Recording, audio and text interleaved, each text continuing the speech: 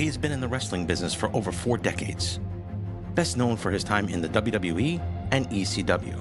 He is also an actor, trainer, and accomplished author of the book Self-Help. Straight Outta Jersey welcomes Al Snow.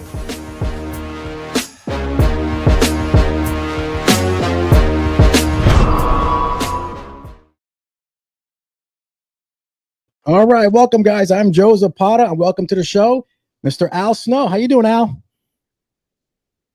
I'm doing How you great, doing, buddy? and thank you very much, Joe, for giving me the time. I really appreciate it. Yeah. First of all, you look great. How do you feel taking all those bumps? Well, I look even better in the dark. You know, the darker it gets, the better I look. And you know, I live in pain every day. I mean, I'm hurt. I hurt all the time, but it's just part of what you know, the price you pay for doing what you love to do. So Yeah. can't complain. How's the health of Head these days? I heard he was in the hospital. Oh, they're actually doing quite well. Okay. You know, they still have a tendency, if you don't keep an eye on them, they'll go out every night whoring around. They're out at the strip club, you know, drinking. But I try to keep them, you know, strapped down a little bit so they don't they're out wandering around. Okay. Now, did you grow up loving the business of wrestling? Did you grow up? Oh, absolutely, yeah. When I was a child, I grew up in, nobody really knows where it's at, but Lima, Ohio, and that was part of the original Sheik Ed Farhat's territory, big time wrestling, and that was what we got, you know, for years on television, and then of course that went out of business, and then it wasn't until the advent of cable television that, like WCW, or I mean Georgia Championship Wrestling came around, and that was that. The minute it came on, man, that was it. I was hooked from there on out. Now, I know Ollie Anderson, I think, trained you, and I met him, and he was an asshole when I met him. No, oh, let me tell you, Ollie didn't train me. I did a tryout with Ollie and Gene, which was basically just a torture session.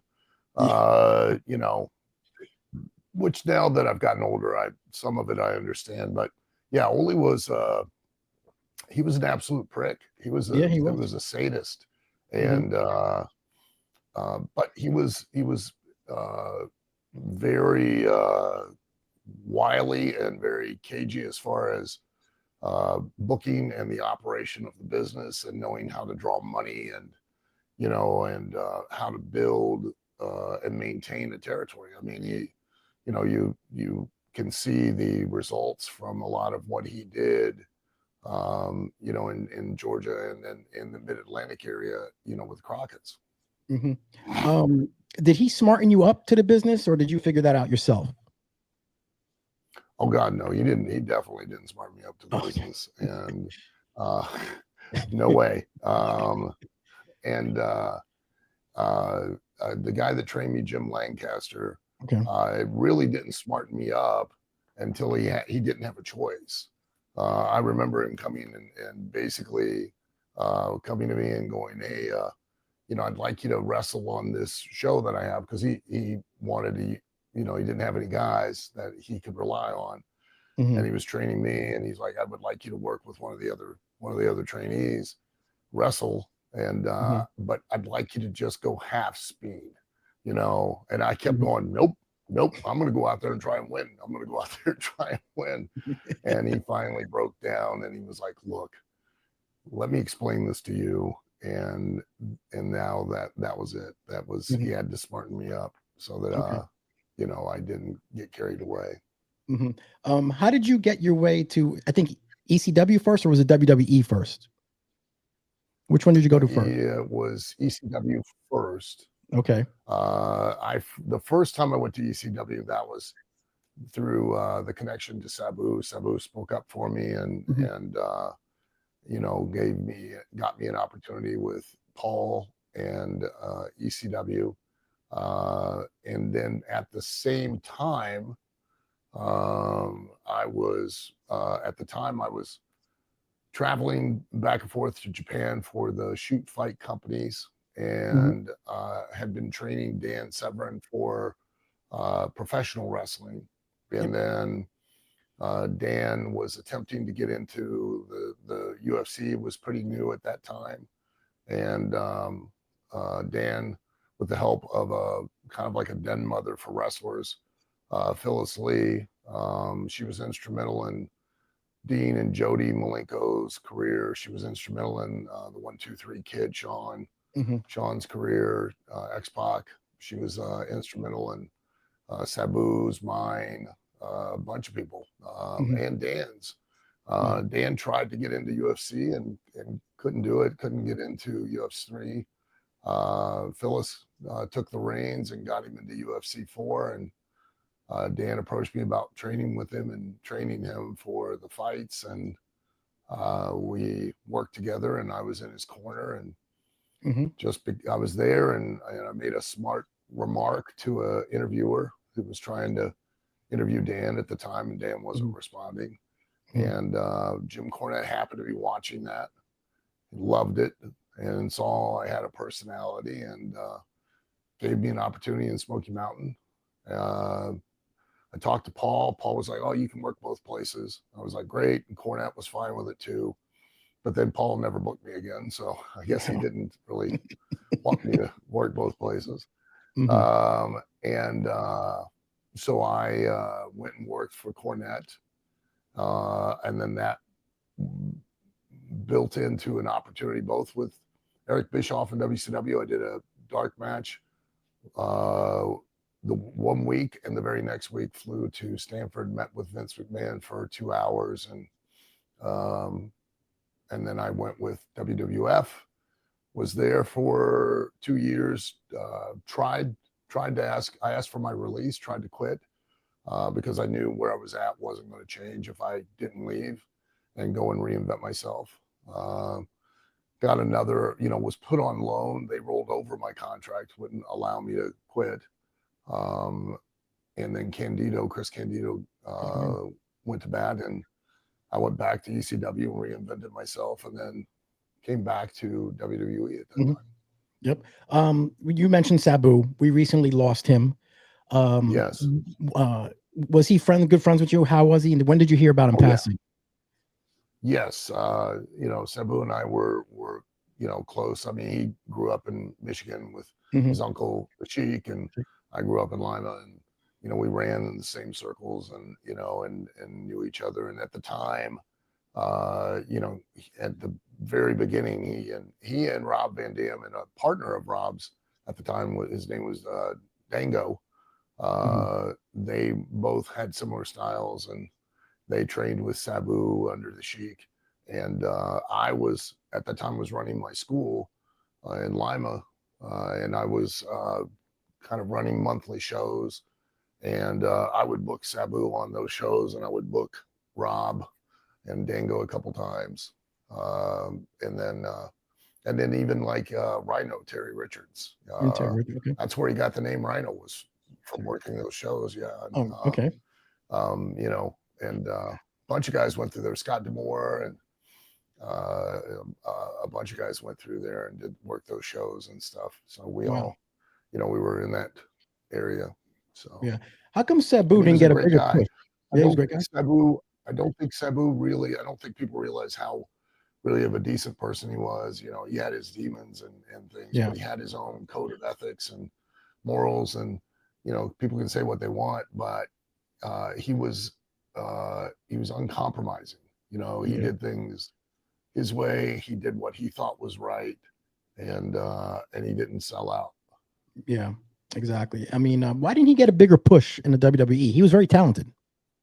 I think because they wanted to change him and to their vision, and and again, like I said, Sabu wasn't going to just go along to get along. He knew what worked for him. He knew why it worked for him. He knew what he needed to do and why he needed to do it. And they didn't. I don't think they understood. I mean, that's he had his own way, and like that's even when he was working in WCW. I mean that they were always button heads and creatively, and then in New Japan at the time. He was working in both New Japan and WCW, and they gave him the junior heavyweight title, and he decided, he didn't want to be known as a junior heavyweight, and threw the title down and basically cut his own angle. That upset the people in the company. It was very disrespectful. Yeah. But he saw it as an opportunity to make a statement and, potentially do business and take him in a new direction. And, that lost him that opportunity. And, at different times, his steadfastness in staying loyal to what he thought was what he did and how he did it, that cost him opportunities. Wow. So when you were in ECW, one of the best matches I've ever seen was you and Chris Benoit. It was actually my match of the year. What did you think wrestling Chris? How was that? For wrestling Chris Benoit, we did that. We only got to work 3 times. One time was at a show that Dennis Coralluzzo ran out of my school in Lima, Ohio. That was where we initially met. And the second time was there that night in ECW. And then the third time was in Atlanta for WWF or WWE TV. And each time was easy. There are certain guys you can get in there with, and that's what keeps you going, quite honestly, and that's the real rush, the real adrenaline, is when you can get in there. You don't talk. You certainly don't talk before you go out. When you get in, you still don't. You just instinctually know what you're doing, why you're doing it, and what to do and how much to do, when to do it, and all of that, to get the emotion out of the crowd. And those are the nights that you always want to duplicate every single time you go to the ring. And unfortunately, it doesn't happen like that. But and he and I had that chemistry, and it was so easy. And there have only been a handful of those guys that I could say I've had those experiences with over the years. And it was that night in ECW was one, and the night we worked in Ohio and absolutely in Atlanta again.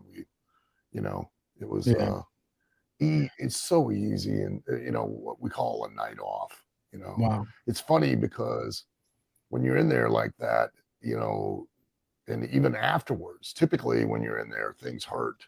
While you're doing it, and you get to a point where you're like, oh, that's going to hurt for a couple hours. Oh, that's going to hurt for a couple of days. Oh, that's a week. That's a month. When you're in there with these guys like that you click with, it doesn't at all. And then even afterwards, when you're driving the car and the adrenaline starts to wear off, and you go to get out and get gas, and you're like, oh, good. You don't have those moments. They for whatever reason, it's so effortless that you don't pay as much of a toll for the experience. Did you prefer heel or babyface? Heel or babyface? I actually prefer being a heel. I was a heel for probably 13, 14 years of my career, and I enjoyed being that because I know what a real heel. The objective of a real heel is my job is to get the babyface over. My job is to call stuff. If you were the babyface, my job is to get in the ring and literally call sometimes better stuff than you can call for yourself. I'll call for you to make you look better, to give me a reason to do things that now people get hot about. Wow. And that's a lost art. There are no real heels in the business anymore. No. I think, quite honestly, the last real heels we had were Vince McMahon, obviously, and John Layfield. I think it was probably the last real heel. Guy that was willing to not look cool, that was willing to make the babyface look better, look more adept than him. What is your definition of a worker? A worker? Yes. Well, my definition. So you have to first define what's a work. A work is a con. It's a sham. It's your ability to be able to make someone believe a lie, something that's not true. Okay. A worker is basically a con man, is a con artist, somebody who is adept at making an audience believe a lie. And the lie in wrestling, the only lie we ever tell or have told, is without a question or a doubt, is that the finish is not predetermined. The only thing, there's only two things an audience wants to believe in, and they desperately want to believe in it. And the more they can believe in it, the more you now are a draw and an attraction. And that's number one, first and foremost, is who are you? Who are you? If I can believe in who you are, I'll believe in anything you do, and I'll believe in anything you say. Period. No ifs, ands, or buts. And that doesn't just apply to wrestling. That applies in every walk of life. Period. That's why it's never a character. That's why it's referred to as a gimmick, because it's who you are, an aspect of your personality turned way up when you go out there. Vince McMahon, that's who he really was. He just turned the volume up. Steve Austin, same thing.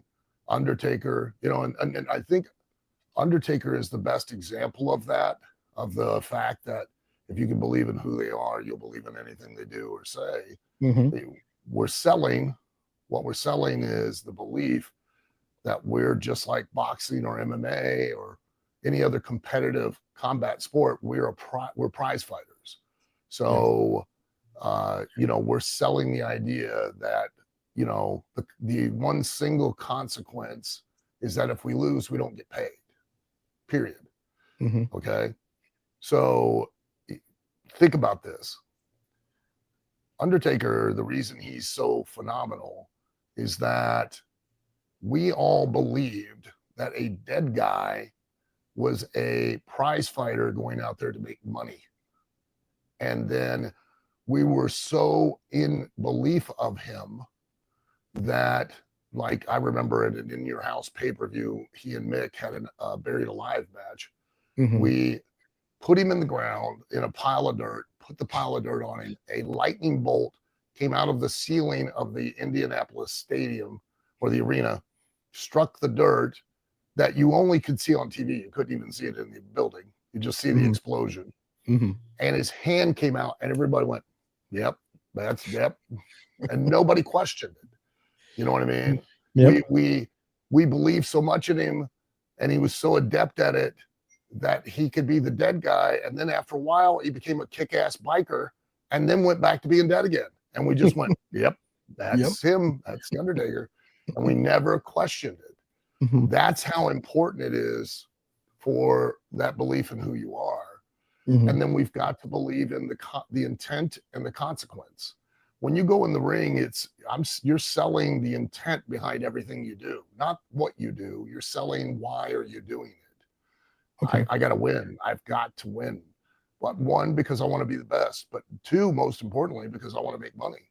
And now I've got to sell the consequence, not the pain.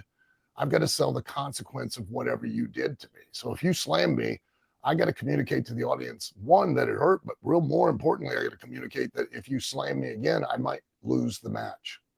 That's the consequence. Gotcha. No matter what you do to me or I do to you, there's only one consequence to it, and that's that one of us could lose.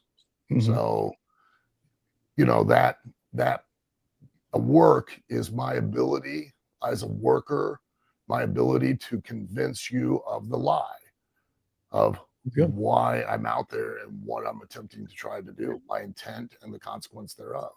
The more I can allow you to believe in me and believe in that intent and consequence, the more you will pay to see me. What about the term doing a job? Different meanings sometimes with wrestlers. What does that mean? Doing a job. Doing a job. It's gotten misconstrued. Now it's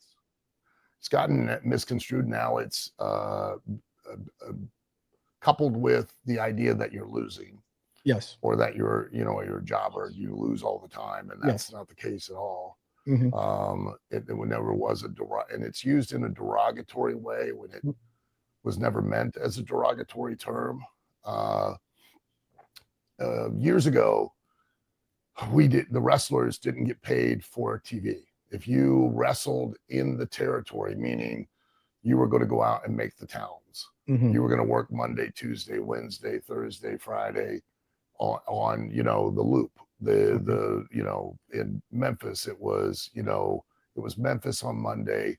It was Louisville on Tuesday. It was Evansville on Wednesday, and then Nashville was Saturday. Thursday was a spot show, I think. Friday was Jonesboro. Saturday was Nashville. Okay. So you would get paid when you worked the towns. TV was and it still is. TV hasn't changed because unlike any other medium on TV, like Game of Thrones is a TV show, all right? Breaking Bad is a TV show. Walking Dead is a TV show. Professional wrestling, Raw is not a TV show. Raw is a commercial. Raw is in SmackDown and NXT, AEW, NWA, OVW. They're all commercials. They're all 2-hour commercials or 3-hour commercials to sell a product. And that product are the wrestlers. So in the old days, when you were given TV time, whether you won or lost was inconsequential. It was the fact that you were now on TV. You were now advertising your product yourself. And when you went to the towns, your name could be featured on the posters because someone would recognize that name and might be interested in buying a ticket. Because that's really how you get paid. Your value in professional wrestling isn't about you wrestling. It's not you performing a task, which is a popular opinion these days. And a lot of people get upset for me saying that. But it isn't. You're not paid to perform a task. You're not paid to wrestle. You're paid, like I use this analogy. I'm going to pay you to paint my fence. Okay. But I'm not paying you for the task. I'm going to pay you based on how many people show up and admire my house because you painted my fence. Wow. If no one shows up and is admiring my house, you don't get any money. Wow. If hundreds of people drive by and admire my house now because you painted my fence, you get a percentage of that amount of people that showed up. Wow. That's how the entertainment business works. You're not paid to perform a task. You're not paid to wrestle. You're paid based on how many people show up to see you perform that task or the benefit thereof. That's it. So if you want to know your value as a wrestler, it's not based on your ability to wrestle. It's based on your ability to draw an audience. That's your value. Okay. And the more television exposure you have, just like with any other product, the more television exposure you have, the more of an audience will recognize it and therefore might be motivated to buy a ticket to come see you. Wow. So it was an opportunity for you, the wrestler who was going to the towns, because now your name had a certain amount of value at those towns even before you arrived. Does that make sense? Yes, it does. Now you're a guy who's not going to the towns. You're only being brought in to TV for that day. Whatever you do, you could win. It doesn't mean that you're going to lose, but you're brought in for just that day. You're not going to the towns. So it's not an opportunity. It's a task. You're being brought in to perform a job, hence the term job guy. You were paid for that day. Like used to, they would do, a lot of territories would do at least 2 to 3 tapes. And then if you wrestled on 1 or if you wrestled on 3, you'd get anywhere from $25 to $50 for each television taping you worked on. Even if you just did a run-in or you did a pull apart, or if you actually wrestled a match, if you were on each individual tape, you got whatever that dollar amount was for those particular tapes. The people that were in the territory didn't get paid that day for that day. they only got paid on the towns. So it was different for them. It was an opportunity. For the job guy, it was a job, a task, because he wasn't going anywhere. He wasn't a commercial to sell him. It was just a way for him to be there to, help fill in the blanks and promote the other talent. Wow. Let me ask you, so like that's Hulk where the Hogan. term job guy came from. Perfect. Hulk Hogan, biggest star in Hulk Hogan, the Hulkster, biggest star in the 80s. Okay. But people say to me, oh, he wasn't a good wrestler, but he drew people to that arena. What do you think? Yeah. What do you think of that? I think that's absurd.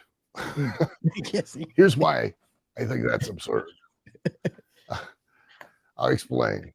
Okay. The business has changed dramatically in some ways. One of those ways is that in the years prior, when you would be brought in, it was very much like an apprenticeship, like a mentorship. Okay. Back in that day, there were a lot of rules. It was kind of like, I tell people all the time, and they don't believe me and they don't understand. It was harder to become a wrestler, get in the wrestling business, to be accepted in the wrestling business, to make a living in the wrestling business, to stay in it. It was harder to do that than it was to be a made man in the mafia, because there were a lot of the same rules that operated this business. And one of those was, let's say you come to me and you want to be trained. Okay. Well, I agree to train you. Now I bring you in the business. You carry my name. You carry my reputation. Now you screw up. You do something that hurts business. I get the heat. Wow. It affects how I make a living. I potentially could be blackballed because of whatever your mistake might be. So how willing are guys that their sole means of feeding their family is based off of the wrestling business? How many are going to be willing to take a chance to let you in? Wow, you're right. That's changed. So the whole point of that is, what's his name? I always forget his name. Japanese wrestler. Hiro Matsuda. Matsuda was a noted hooker. Now, do I mean prostitute? No. Granted, all of us are whores. But hooker, there are hookers and there were shooters. And then back in that day, there were a larger percentage of hookers and shooters. Shooters were amateur wrestlers. Hookers were catch wrestlers. They knew how, they were submission wrestlers. They'd go in and they'd literally hook a joint, break an elbow, break your wrist, break your leg. They were nasty pieces of work. In fact, when Hogan first showed up for Matsuda broke his leg to test, and Hogan came back and Matsuda trained him. So the point of this is, number one, if you knew the rules back then, do you think Matsuda would ever allow Hogan to carry his name and not be able to actually wrestle? Of course he wouldn't. He'd make sure that Hogan knew how to wrestle. And if you go and watch matches of Hogan in earlier years out in the AWA, you go watch Hogan in earlier years in Memphis, you watch Hogan in years in Japan, you can see he knows how to wrestle. It's the same with Steve Austin. If you go back and you watch matches of Steve Austin as Stunning Steve in Texas, you watch him especially in WCW in matches against Ricky Steamboat, my God, guy was absolutely incredible. What a machine. What a wrestling machine, Where'd that guy go when he became Stone Cold Steve Austin? You think he still didn't know how to wrestle? Of course he knew how to wrestle. The problem that people don't understand outside the business is no one, and I mean no one, when Hogan was hot, no one paid to see Hogan wrestle. They paid to see Hulk Hogan be Hulk Hogan. The same for Steve Austin when Steve Austin was hot. It's not like he couldn't go back and do all the stuff that he had done when you see him with Ricky Steamboat.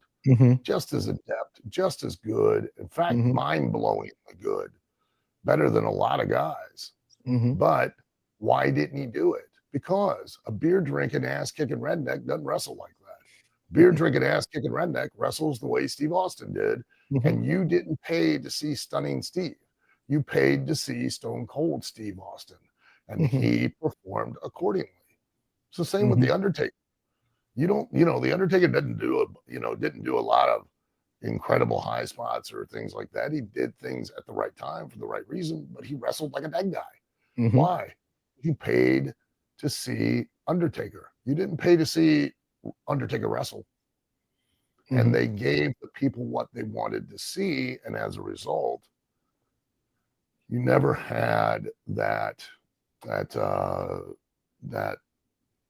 blank space where you do with a lot of wrestlers now, which is in the ring, they sell you this particular guy.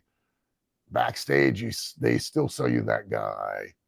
Then on the way to the ring, they sell you that guy. On the way out of the ring, they sell you that guy. But as soon as the bell rings, they become a junior heavyweight in Japan. And you're like, where did the other guy go? Now there's a disconnect. And that's why they'll never be at that place that they potentially could be. Wow, makes a lot of sense. Wow. Let me ask you about when you were the New Rockers, by the way, the New Rockers. I thought that could have worked, but it seemed like Marty Jannetty wasn't into it. Yeah, I don't blame him. I think Marty kind of took it as it was a little bit of because the direction we were given was that, we were supposed to be like, we were still thinking we were teen idols when we were middle-aged. And, I was kind of directed to act as goofy as I did. And I don't think, I think Marty saw it as a little bit of a disparagement on what he and Sean had done and had accomplished together. And his heart was never really totally into it. And then ultimately, he turned his ankle and, there toward the end of the run, and, he never was fully invested in it. So, and I don't blame him for it, but I've said this numerous times before, I'm eternally grateful for having that opportunity to, to spend time and work with Marty, because Marty is so undervalued and underappreciated for his talent. And, and I don't think Sean would have ever developed into the Sean that we know now if it hadn't been for him spending his time with Marty. That's a good point. How was your relationship with Vince McMahon? With Vince? I mean, okay. I mean, we weren't the best of buds. We didn't hang out or anything. And I came from an era where it was, I was told there was us and there was them. There was the boys and then there was the office. And you didn't really, try to, I don't know. And that was a big mistake. I should have had more of a relationship with Vince, more of a direct relationship with Vince. I should have asked more questions. I should have, because he was always open to conversations. It's not like he wasn't. And that was a big mistake. One of the big mistakes that I made, because I had a lot of opportunity and a lot of opportunities to have I think I had a pretty good career. I could have had an even greater career and done more things if I'd have just, been more active in having a relationship with Vince, with other main people, in the office and stuff. Not kissing ass or politicking, but really having conversations, trying to understand what's the business, what are you trying to accomplish here, what can I do to try to make that vision become a reality? What role am I needing to play in this situation, as opposed to just, it being very, to me at that time, black and white and, not looking. And the more I spend time behind the scenes, the more I understand that and appreciate that and realize that it was my own responsibility. So, I could have sailed the ship a lot of different directions than what I did. How did you come up with head? At the time and again, it was my own fault. I was pointing the finger outward and not at the one single person that I could control, which was me. and not realizing a lot of those mistakes that I made on my own, you know, and had frustration, a lot of real strong frustration. And that was what led me to want to, you know, quit. And, you know, they had an option for another year, so they rolled it over. But then I was put on loan, and I knew I had to reinvent myself. I had to find, and that, I think now when I look back, really the places where I had the most success, okay, and I just didn't identify it at the time.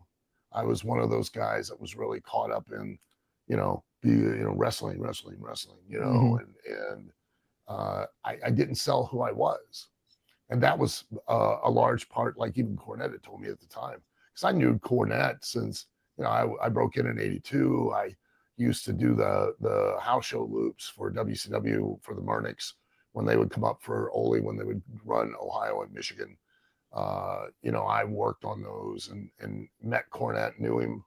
And, you know, he opened up Smoky Mountain in like 1990, never had a spot for me, never had an interest. And the reason why was I didn't have a discernible personality or a discernible persona that he could sell. You know, I was, everybody knew me and knew that I was good, or they told me I was. You know, I had the reputation of being the best kept secret in wrestling, which is very flattering for year 1 and 2. But by year 13, you're like, hey, let's tell somebody, you know. But that was, well, how do you describe me in the ring? How do you, as a fan, turn to somebody and go, there's this guy, his name's Al Snow, and he's A, B, C, D, E.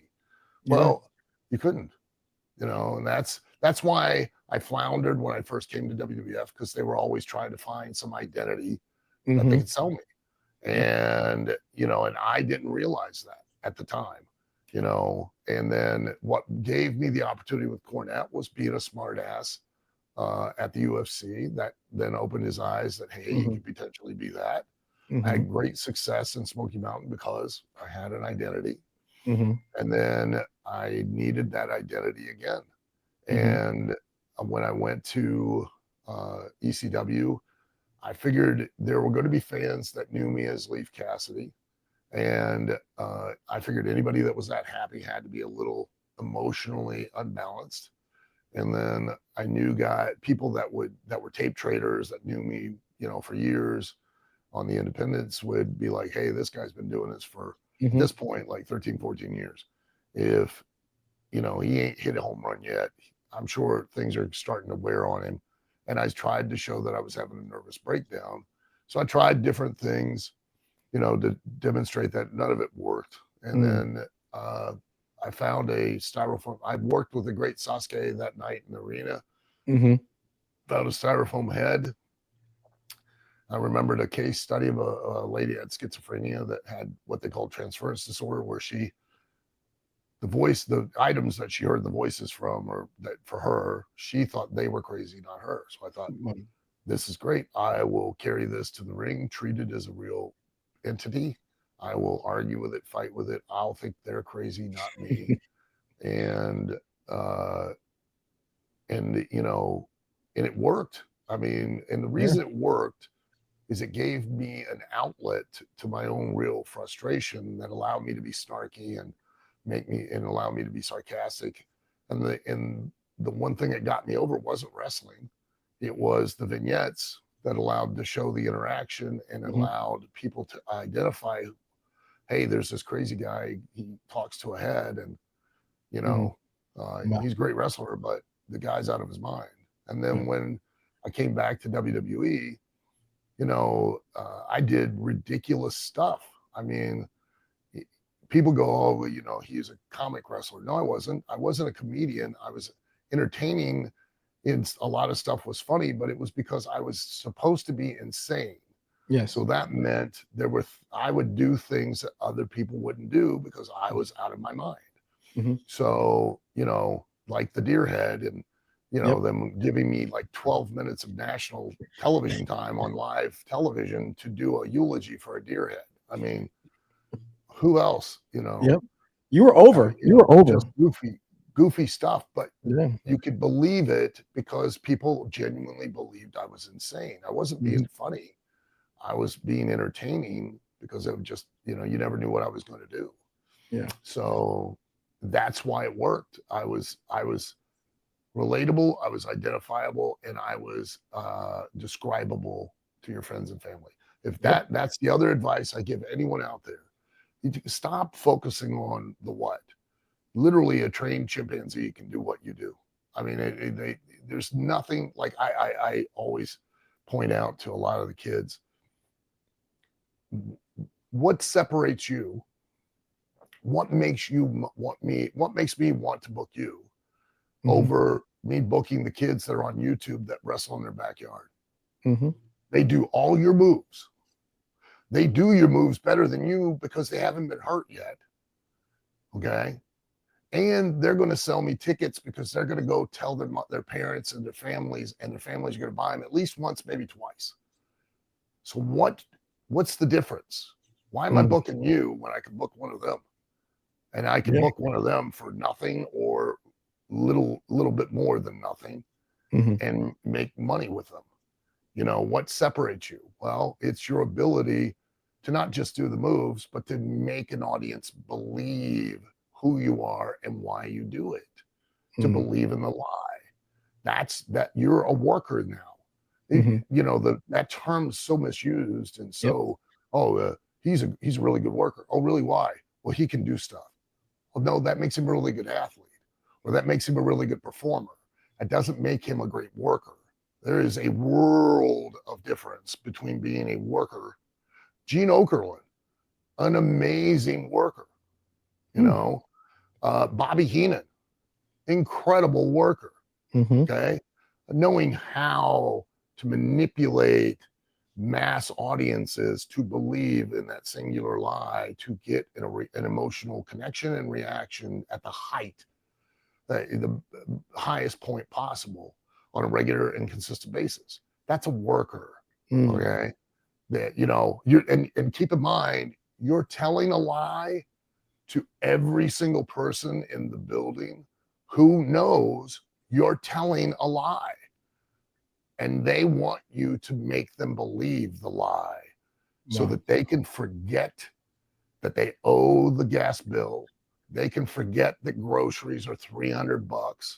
They can forget that gas is $3.50 a gallon. They want to believe, if nothing else, just while they're watching you, please make them believe the lie. That's why they're investing their time, their money, and their effort in you, is because they want to forget. They don't want to remember life and the troubles and the stresses. And that's what they're hoping you can do. We know everyone has since the late 1930s that it's a lie.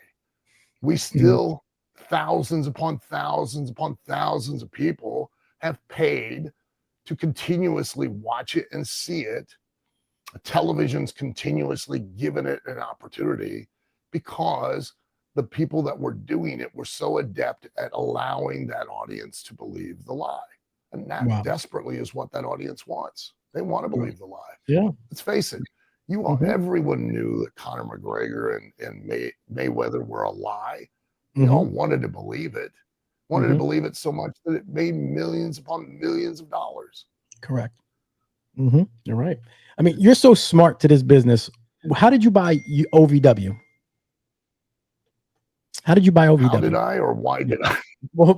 How did I? Well, both. How is I returned and I was hanging out with Danny Davis, who was the originator, the creator of OVW, and I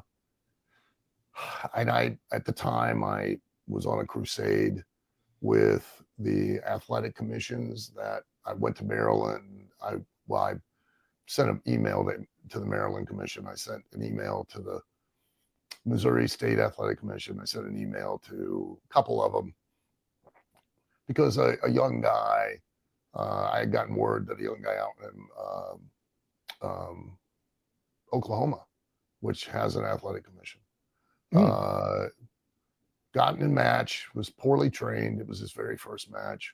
Young guy, didn't know what to do. The other person didn't really, wasn't adept either. And they, the kid took a sidewalk, not a sidewalk slam, but a spine buster, I think it was, if I remember correctly. I could be mistaken, but I think it was a spine buster. Struck the back of his head, had, brain swelling, was on life support. They finally had to pull the plug. And I got kind of indignant. I got mad. And, and my wife, who is a licensed massage therapist, okay, it occurred to me because, we were talking and she was telling me about how, she had to go to a state-approved, state-licensed school, be taught by a state-accredited instructor, and then had to complete a certain amount of hours of education and then a certain amount of hours of residency before she could even take a test to be licensed as a masseuse. Okay. And I got to thinking about it, and I'm like, wait a minute. Even as a mortician, you've got to do all of that. As a beautician, as a barber, the risk for personal injury or creating an injury to someone else is minimal at best, especially as a mortician. I mean, let's face it, he's dead already. What could happen? Things could go wrong. Oh, well, he fell off the table. I don't think he's going to care. I think he's got bigger concerns. So he's not going to nip up it if he does. Oh, we got another problem. So I found it insulting, and I still do. I find it insulting that, you want to be a barber, you got to go to a licensed, accredited trade school. You've got to be taught by a proven, licensed, accredited teacher. All of these things, they have standards. You want to be a licensed professional wrestler? Here's what you have to do. Go have a physical. Pay your money. Ish kabibble, you're a wrestler. That's it. You're done. You're done. That's all there is to it. Wow. And I was, these rules of, being held accountable for who you teach, who you train, who you bring into the business, that's gone. That doesn't exist anymore. And as a result, you got every Tom, Dick, and Harry who fancies themselves, a wrestler. They rent a building, a storage unit, garage, whatever, and they put a ring in it and ta-da, let's train people. And then, hey, 8 weeks, 12 weeks, you're a wrestler. There you go, get your license. No, you don't. The sad thing is, even within wrestling, we still consider wrestling schools like we do an MMA gym or a boxing gym or a martial arts center. Like you're just teaching them physical components of an athletic pursuit. You are, without a question or a doubt, you are. But what you're really teaching them is how to capitalize on opportunities presented in a business fashion to be able to cultivate and create a long-standing career to make money.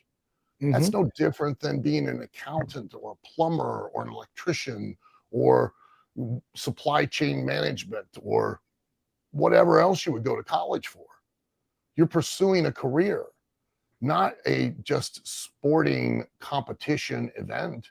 You're pursuing a career with multiple opportunities that go completely global if you take advantage of those in the proper manner. Well, why are we still treating it as if it's just wrestling? They need a physical and they can get a license. At one time in the state of Kentucky, I remember we had like 5,000 licensed professional wrestlers. Wow. What? Wow. That's insane and absurd. Being a professional wrestler it was tough. It was very difficult, and it should still be. And especially as you go up the ladder, it should get even rarer for you to see those people reach it. It should be very difficult, but it should be even difficult just to get in. And it's not. The door is wide open. You know, that's their stand. Not everybody can be an NFL football player. Not everybody can even be a UFL or a lesser league. Can't be XFL, lesser league, unless you meet a certain physical standard. None in professional wrestling. None as far as training. And between that young man dying and me at the time, I was on some independent shows, looking around the locker room, and that still today, I'm not bagging on anybody, all right? I'm not. But if I'm at 62 and I look more like a wrestler than you, that's a problem. You're 28. You're right. half my age. Brother, you should, oh, well, I this, I that. But the problem is it's a fantasy. The problem is it's treated as if it's beer league softball. The problem is there's no commitment. There's no personal investment of time, money, and effort. And they don't need to, because they can just walk right in and they can just pay their money and they can spend a few weeks learning just the very basic rudimentary physical things. Let's not even discuss trying to understand how to truly figure out actual physical storytelling, which is what professional wrestling is the art of physical storytelling within the context of a competitive situation. You're right. No ifs, ands, or buts. Well, let's not delve into that and try to teach the students that so that they can actually be successful.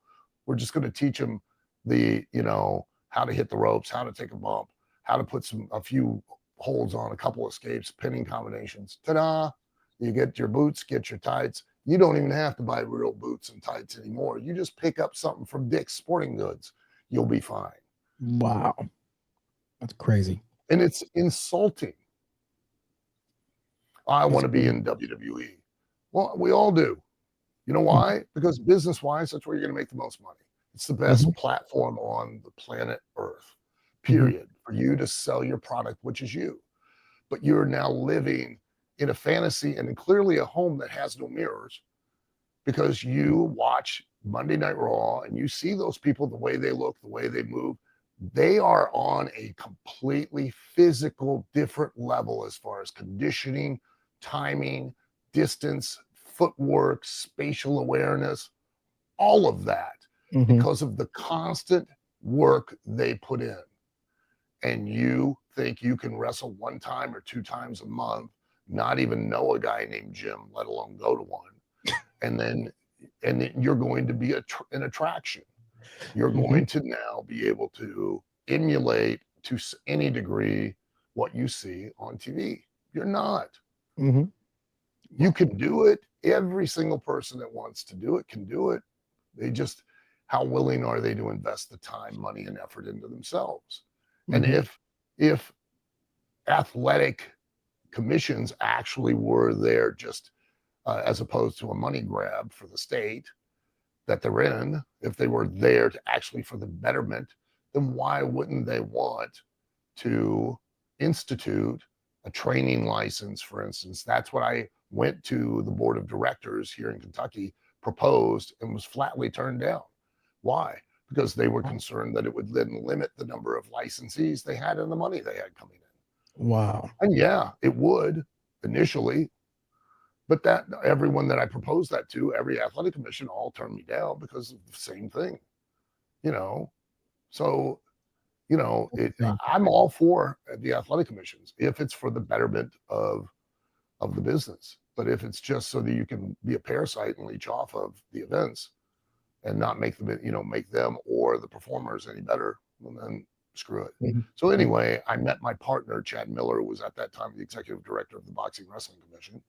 He and I got to talking, and then Danny started going, "Hey, you ever wanted to think about running a wrestling promotion?" I was like, "No." And then one thing led to another, and I woke up one day and, well, looky here. Wow. And it was the biggest and best rib I've ever played on anybody. It was on myself. So. Well, I mean, it was a popular show on Netflix. On Netflix, it was very popular. Oh yeah, and thank God. I mean, it was amazing, and that was a great, an opportunity, an amazing thing too, and just a wonderful experience. And Yeah, very blessed, to do all the stuff that I've done and have the career that I've had for 43 years, and nobody's yet to figure out that I have not a clue what I'm doing. So, do you watch the product today, NXT or anything? Sometimes as when I can. It's hard because I'm so focused. Like I used to tell people this all the time, that Vince never, he would never see you until you were in his ring. Back in the day. And that's because he was so busy and so focused on just how do we deal with and make, this. And, he'd pay attention, had people that paid attention to other stuff, and obviously, but I don't have other people that pay attention to that stuff. And I'm so caught up in I have to write basically 18 segments of television every week. 12 of those are live television. I've got any off-site vignettes that we do, or cinema. We just did a cinematic match for, a pay-per-view. Those are all I have to write. I got to direct. I got to produce. I got to go with the camera and film, and so, and then I got to help operate the school, and which, we're actually certified as a trade school by the State Office of Proprietary Education. We're the only ones in the world that have that certification. Wow. You're an incredible trainer. I mean, you're an incredible trainer, that's for sure. Well, I'm sure if you ask my students, they'll probably tell you otherwise, but would you consider going to WWE if they made an offer for you to come there? Well, sure. I mean, who wouldn't? When you hear guys go, I'd never do that. You know why you'd say I'd never do that? Because the likelihood is they'll never ask you. You know what I mean? So you just, I wouldn't do that. Why would I do that? Well, I'll tell you why you do it, because you'd be an idiot if you didn't. Of course, I'd entertain the idea of going there and trying to help out. And, I don't know what I could add or do with everybody that they have right now. And by no means, I certainly don't hold myself in that high enough of an esteem to believe that I could, make that much of a difference. But I mean, who knows? You have 40 years of knowledge. I mean, you really have over 40 years of knowledge in wrestling. I have 43 years of mistakes and experience. That's what I have. And that's what I tell everybody. I'm like, look, I'm not going to teach you what I know, because I don't know. I still learn every day, but I will teach you where I made those mistakes. And I promise you, I can guarantee you, just like when your parents were like, hey, don't touch that stove, it's hot. You know why they know it's hot? Because they touched it too. So I've touched enough stoves over the years to where when I come up to you and I go, hey, you're going to burn yourself. Don't do that. What do you know? Well, then, all right. Wow. So you have a book on Amazon, Self-Help, correct? People can buy that on Amazon. Where are you going to be? Are you going to be signing autographs anywhere? Actually, because I don't get very many opportunities nowadays because of all the responsibility with OVW, but I'll be in Toronto this Friday, the 27th, and I'll be in Windsor on Saturday, the 28th. Friday, I forget the name of the company. I think it's Leamington, and then is the city, and then NGC or NCG, I'll be there as well. And they're trotting me out to wrestle. They just I guess they want to scare the kids. They're like, look, it's The Walking Dead. It's, it wrestles too. It's a zombie. Well, you look great. You're in better shape now than when you were wrestling, I think. It's all curb appeal. When you pull up to the house, the vinyl siding looks amazing. The yard looks immaculate. And as you approach, you realize you get closer, the windows are a little hazy. All the hinges need oiled. You walk in, the floorboards are pulling up. Listen, the sewer system's backing up. The pipes are leaky. There's shingles missing off the roof. There's a little bit of snow there too. Wow. But from the curb, man. Well, Al, thank you for your time. Congratulations, you and Jessica, on your anniversary. Congrats, you're a beautiful wife. enjoy, go out, take her out, make sure you go somewhere nice to eat. Take her to a steakhouse and nice. treat her right. Yeah. Yes. Yes. Well, let's do this again. I normally don't like to take married women out, but I'm making an exception this time. All right. Well, thank you so much for your time. I appreciate it. Let's do this again, Al.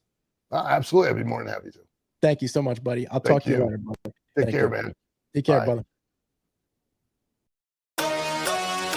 Thanks for watching the Zapata Brand Podcast. Please subscribe to the podcast and listen where all podcasts are available.